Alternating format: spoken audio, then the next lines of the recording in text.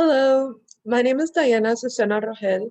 I'm one of the few students that actually had the opportunity to take the senior seminar class. So it's very nice to meet you. I know that we weren't able to be in person, but overall, I did have a good time learning a lot of this information, especially regarding witch hunts and the European aspect of it, and even affecting here in America and even worldwide. Honestly, it was very interesting for me to read all of this information, especially because I consider myself to be um, kind of a spooky person who likes all the horror um, aesthetic for the most part. So, anyways, well, to start off, I'll go ahead and talk to you a little bit about my project that I wanted to do on the Spanish Inquisition. Just to kind of throw that out there, a Spanish major. I have a minor in Latin American studies as well as psychology. And so this is very interesting for me because I was also taking a colonial Latin American class this semester. So a lot of the things that with the Spanish crown and King Ferdinand and Queen Isabel, it was very interesting for me to like apply this into the project. But overall, I'll go ahead and start. I'm sorry if I'm talking too much. Okay. So to begin, the beginning, by the end of the 13th century, there was economic and social upheaving affecting Spain. And in that case, there was a lot of anti-Jewish riots, burning of synagogues, and thousands of Jews massacred. So at this time, a lot of the Spaniards did not like the Jews. The community was growing and they didn't enjoy the fact that they were practicing their what is known as Judaism.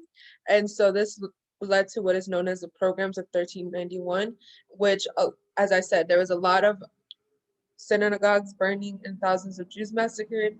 And one of the solutions that was given to these individuals was to either leave Spain for good or convert into Christianity. And with this, there was tens of thousands of conversos, and most of them dating from 1391, who had played an active role in Christian Spain for over a century. So the Jews that converted into Christianity, instead of being called Jewish or anything like that, they were just known as the conversos. For the Spanish crown, by 1469, Queen Isabel and King Ferdinand get married, so this is the big deal. By 1474, Queen Isabel visits Seville, and a Dominican friar named Alonso de Ojeda speaks about the Jews and false conversion being a threat to the Spanish nation. So at this time, a lot of the religious Dominican advisors are over here looking at the Jews as a threat, not saying that they feel that they're lying to them about the fact that they false converted just so they could stay here in Spain.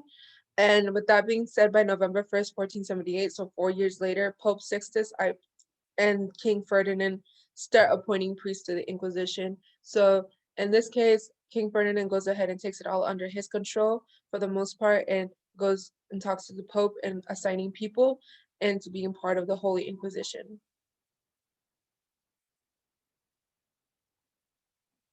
Um, on February 6th, 1481, this day was known as a day of active faith, where there was the first ceremony, which takes place in the capital of Seville, which follows six conversos burned to the death at the stake. And meanwhile, a few hundred conversos were accused of practicing the Jewish faith, leaving them to fulfill their loyalty to this church and state. So, with that being said, a lot of people from the Jewish community who were conversos came to this day of active faith, and they had to prove themselves that they were indeed following the Christian faith and not just practicing Jewish faith.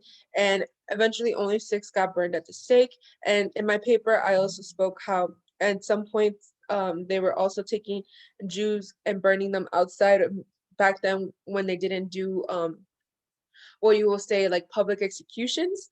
And so they had a special area known for them outside of the city limits known as a quemaduro, which is known as a burning place. And the Inquisition under the Spanish crown.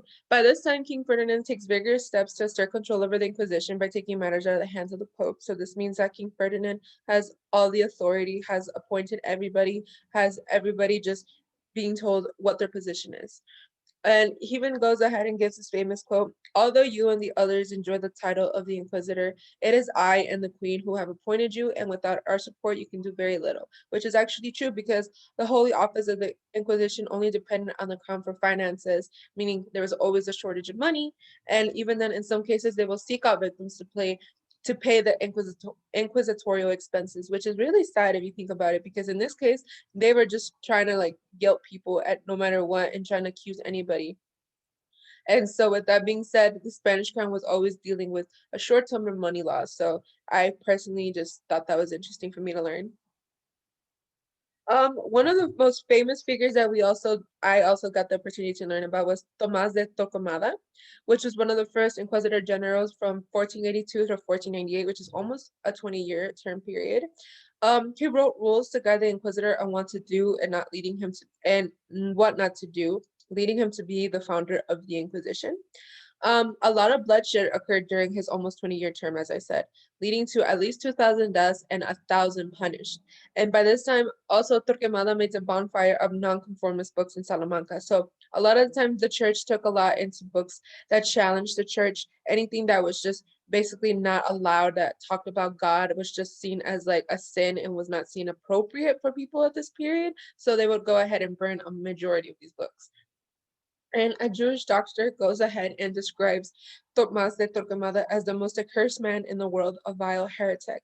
And also, just from reading a little bit about this man, despite the fact that there's a little bit of information, there's a lot to say that he was known to be very, um, he used a lot of the torture methods. He was very rude, he was disrespectful, and he just did not have a good face to him. El secreto. Well, the Spanish Inquisition would usually disappear people without a trace, so you wouldn't even know whether you'd be taken, and leaving family members worried. And secrecy was always kept intact since it was a general rule. And then the instructions of the Inquisition were kept out of the public eye. So the Inquisition was very much like a secret society, I guess a secret group that was learning in Spain, but nobody really knew the heavy details about this group. Only the fact that people were disappearing, people were being taken away, and even then, like the instructions, as I said, were not given to the public eye. Only a few people knew about this information. As well as unfair treatment, once an arrest was made, the Inquisition will take away the accused's possessions or property, and all their items will fall under the officials of the Inquisition until the case was decided. And sometimes these are cases will go unheard or undecided for years on end. And honestly, sometimes there will be no trial, but rather an ordeal full of questions asked by a few top members of the Inquisition and later led to their cell without knowing the accusation. So most of the time, these people were just taken without even knowing exactly what was going on and what was the issue for them to be locked up. Um, the use of torture was always used as a last resort. I'm over here thinking that it was always constantly being used, but sometimes when it came down to like not getting an answer or anything, they would just use it and only applied in a few cases, as I said. And the instructions of 1561 says the conscience and will of the appointed judges following law, reason, and good conscience is the only valid reason as to when they should apply a torture method to the victim, not to the victim, to the accused. My bad. Some of the basic rules of torture, as well as their accused, should suffer no danger to life or limb. Under church law, tribunals cannot kill or shed any blood, no age limit or any limit on the torture, and men and women must be stripped naked with a small cloth to cover their genitalia. And in certain instances, the accused may undergo all three forms of torture methods. And this just here, I'll go ahead and show you guys in the next slide the three torture methods that the Spanish Inquisition would really mostly use. The torture method was the garrucha, also known as a pulley, which is the accused is hung by the wrist from a puller on the ceiling and having weights attached to their feet, as you can see on the image. And then the doka is also known as a water torture, which the accused is tied down on a rack with their mouth forcefully open, and a linen cloth will be put over their mouth while pouring water, causing asphyxiation, like a sense of them not being able to breathe. And also the potro, which is accused will be bounded tightly on a rack by cords which were pressed around the body and limbs. I know I don't have, oh, well, I do have an image right there, the potro. Also, I just want to go ahead and say that the toka, I actually just saw this method being used in one of my favorite shows, which is called The Handmaid's Tale.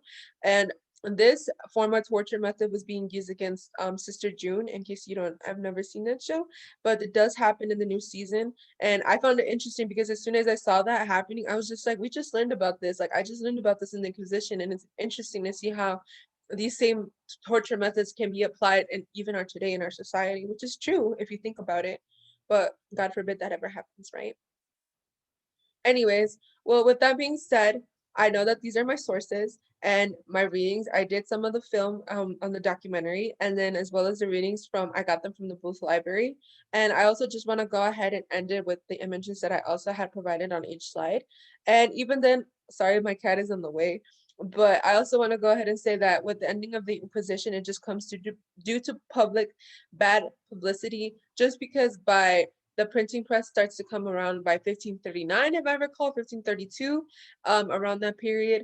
But then that just shows victims exposing the bad torture, exposing the deaths, exposing the abuse that is going on. And so this led to the Inquisition to die out, as well as the Jews at this time who are being impacted by this end up fleeing to Portugal. But even Portugal is not doing its well because they set up their own Inquisition against the Jews to convert them into Christianity as well. So no matter what, the Jews were always being attacked in a sense or the other. And the reason why the Spanish Inquisition came to be was because of the Jewish community, which is completely problematic if you think about it, because we even see these type of issues happening today with, for the most part, I'm a Catholic. I can see this happening when we degrade other people's religions, and we also see them as like, I guess, omens or demonic or just something different than what we're used to. But overall, that's how the Spanish Inquisition dies out. And I hope you enjoyed my PowerPoint, and I hope you have a good rest of your summer. Overall, this class was very interesting and new for me to learn, and I really enjoyed it. I really enjoyed watching the documentary. So thank you so much for being so patient with us and really understanding and just hanging in there with us. But other than that, I hope you have a good rest of your summer, like I said, and take care. Bye.